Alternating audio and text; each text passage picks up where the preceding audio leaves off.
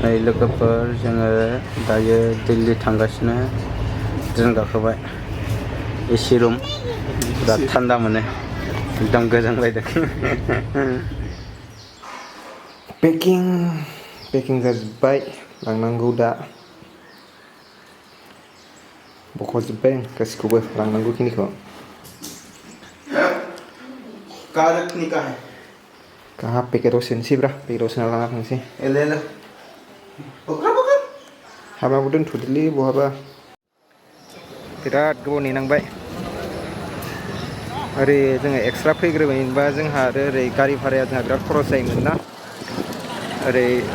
गरेस्वरनिफ्राय रङियासिम स' ओंखायनो जोंहा मोनसेल' ट्रेन दंमोन बे ट्रेनजोंनो फैखाबाय जोङो ओमफ्राय 12 बेफ्राव मोनफैयो आरोना दा 1 आवारानो जानोसै आरो एगेन जों 1 आवार बिदि नेबावनांगोन दसे सम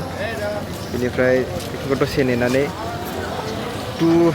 दा 2 जागोन 1 जाबाय नालाय 2निफ्राय 3:20 जों बेनिफ्राय थांसिगोन आरोना बिनानावा फैफादों जोंजों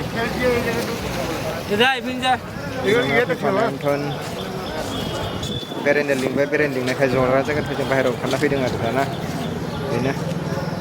थांबाय थानोसै दा लासैनो गारियाव जि नुलाङो बेखौ देखायनोसै जोंना रङिया स्टेसनाव जायगाखौ बिराद मोजां बानायना दोनदों आरोना नोंथांमोना देखायगासिनो आङो मेन गेट आरोना रङिया स्टेसननि रङिया स्टेसना गिदिर जंसन नालाय ओमफ्राय हाबजेननायनि मोखाङाव नैबे मेन नालाय हाबजेननायनि मोखाङाव जोंहा नैबेयाव जोंहा रङिया गेटनि मेन गेटआ बेनिफ्राय हाबो बेनिफ्राय हाबखांनानै ओरैजाय गारि पार्किंनि मोनसे जायगा दङ ओमफ्राय बैयाव जोंहा अभार ब्रिजआव डाइरेक्ट बाहेरनिफ्रायनो सिंनि प्लेटफर्माव हाबहैखानो हायो आरोना बेनि अनगायै जोंहा नैबे जिथु मेन एन्ट्रेन्स बे मेन एन्ट्रेन्सनि सिगां जोंहा बेयाव डिसप्ले बर्डआ दं डिसप्ले बर्डजों लोगोसे बेयाव गुवारथार जायगाया बैथिंबो गारि पार्किं दङ ओमफ्राय बेयावबो जोंहा एसे पार्क बादि दासो स्टार्टिं बेखौ बानायगासिनो लासैनो जागोन बेबो ओमफ्राय बेनि अनगायै नै जोंहा नैबे मोखाङाव मोजां मोनसे फिसा गार्डेन मोनसे बानायना दोननाय दं आरोना जायगाखौ मोजां नुदों आङो अखा एसे हानायजों जाबजों गोथां मोजांथार दं नै नुनो हागोन बेयाव जोंहा डलफिन नाबो मोनसे बानायना दोननाय दं बे बिनानाव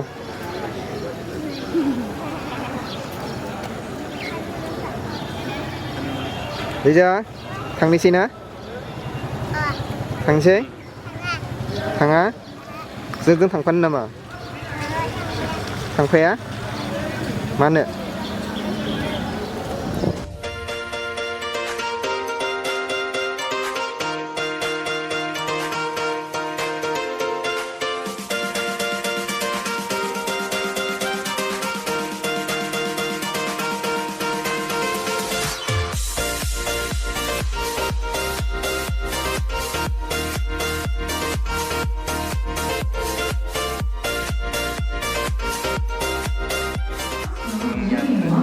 स्टेशन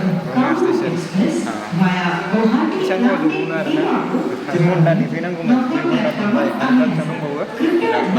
आरो 1.5 घन्टा दंबावो 1.5 घन्टा गैद्रायला 1 घन्टा नङा बुंबाबो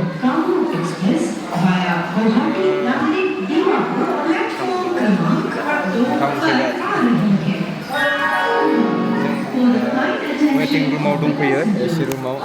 बैयाव माम्मी एन्ड लिजाया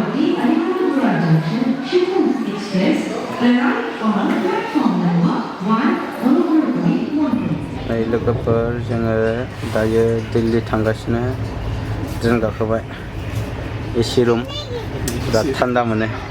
एकदम गोजांलायदों साननै लागोन हरनै लागोन हरनै आरो सानसे नै दा बेलासिखौ हमोबा साननै जायो आरो बेबायदिनो थांगासिनो नोंथांमोना नायलांबाय थादो नै बाहेरनि फार्स्ट टाइम दिल्ली थांगोन ना नोङो फार्स्ट टाइम दिल्ली गुरगाव जोंहा सिटखौ आं बारा मोजां फसायदिया आरोना मानसि फैगोन ना फैयाथाय जोंना सिटआ मोनसे बे 11 नम्बर मोनसे बे जोंना ओइ सायाव जागोन सायावथ' जाबाय जोंनि सिङाव लुबैदोंमोन आरो जिथु एसि नालाय मोनसे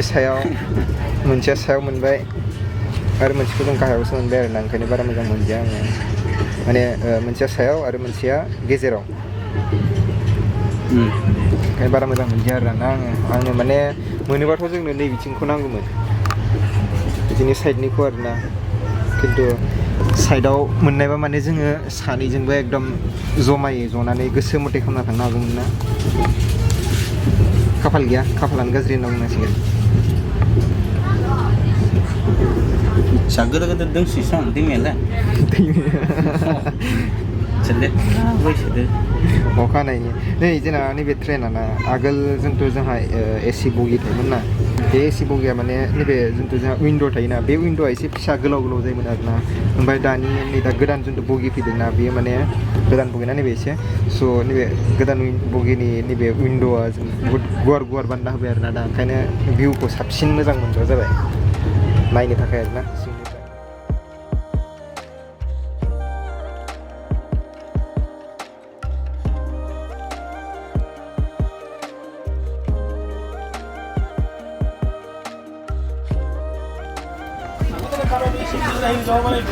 जोंना आदाया bhelpuri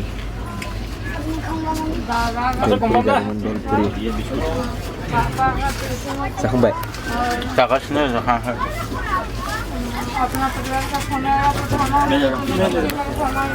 Kursi begarang kau. गोथावथारनो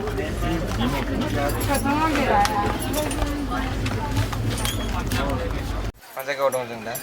mana मोनसे उसको बता दो ना बोला टिकट आगे तक दे दो जों एक्चुअली दा बिहार हाबबाय आरो रिजर्वेशन जो होगी आपकी बिहाराव दंफैयो दा Parsin dia. लामारा एसे गोलाव दङ बिहारा बिहाराव माने नैबे जोंना ब्रह्मपुत्र मेला खेबनै हाबो आरोना बिहाराव टिकट दे देते आगे फार्स्टआव आसामनिफ्राय ओंखारनानै वेस्ट बेंगलनिफ्राय बिहाराव ससे हाबो बिहारनिफ्राय ओंखारनानै आरो ओमफ्राय झारखन्डआव हाबो झारखन्डआव हाबखांनानै आरो ओमफ्राय बिहाराव हाबफिनो आरोना ओमफ्य दा बिहार जोबखांबाथाय जोङो ओरै ओमफ्राय आरो मा होनो बेखौ उत्तर प्रदेश दिल्ली मोनहैसिगोन बेबायदि आरोना ओमफ्य दिनै सानसे दं जों दा बेयावनो दिनै सानसे ओमफ्य आरो गाबोन दाहर हरसे गाबोन फुंनि 4:30 एक्जेक्ट टाइमा नायनोसै खैथायाव मोनहैयो